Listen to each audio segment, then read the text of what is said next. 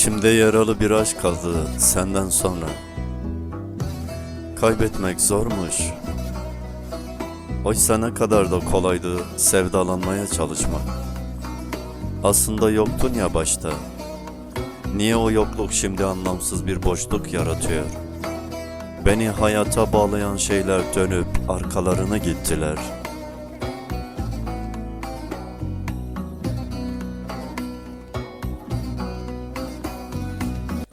Nefes almak güç müydü eskiden? Yokluk, sensizlikte eş anlamlı değildi. Öncesi ve sonrası kayıp bir duygu bu. Unutmaktan bahsediyor şimdi içimdeki hareket halindeki yalnızlık.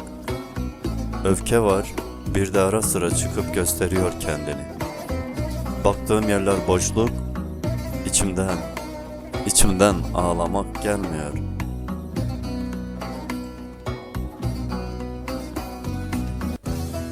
Rüzgarlı bir tepenin yamacındayım şimdi.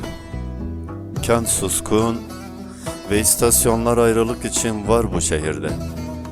İmlası bozuk, üşümüş ve kirli bir çocuk olurum seni düşünürken. Ömrüme iliştirdiğim martı leşler yamalı bir geçmiş oynar. İmtihanlar ve intiharlar üzerine kurulu hayatlardan gecenin en serseri yanını alırım günceme. Durup şiirler yazmak yoluna yeni bir yaşam biçimim oldu son günlerde. Kendimi sende kalabalık buluşum belki de bundandır. Her gece yorganımın altında sakladığım kırlangıç sürüleriyle geliyorum sana. Sen uykudayken babam her gece ölüyor şimdilerde. Annem nihavent bir çığlık oluyor. Bana en çok sensizlik koyuyor.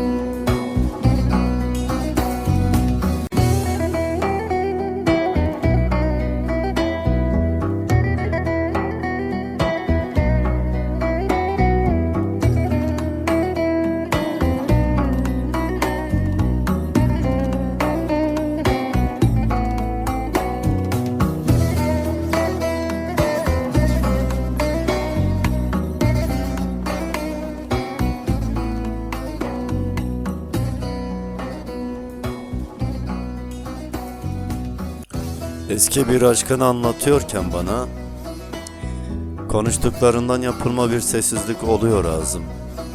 Kaç kez kanıyorum bir bilsen. Sesinin ardında yüzün sessiz bir tabanca gibi duruyor. Kendimi kötü duruşum bir cümle sanıyorum. Gece yüklü bir kamyon uykularımı solluyor. Seni özlüyorum gecenin en nihavent anında.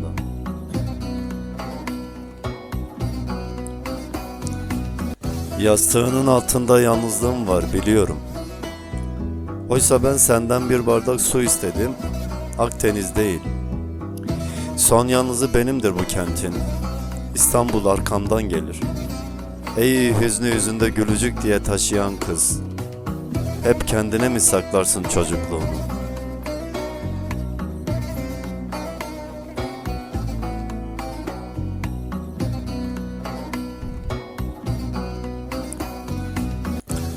Ağzıma bir bulut bulutsa da yokluğundan yapılmış kayadan seken bir kurşun en serseri yanımız olur kimi zaman. Ve ben hep kendimi terk ederim senden. Her katilin aşkı, her aşkın katili, bir öncekinin faili, hep ben olurum, hep ben ölürüm, yalnızlıkların kızı.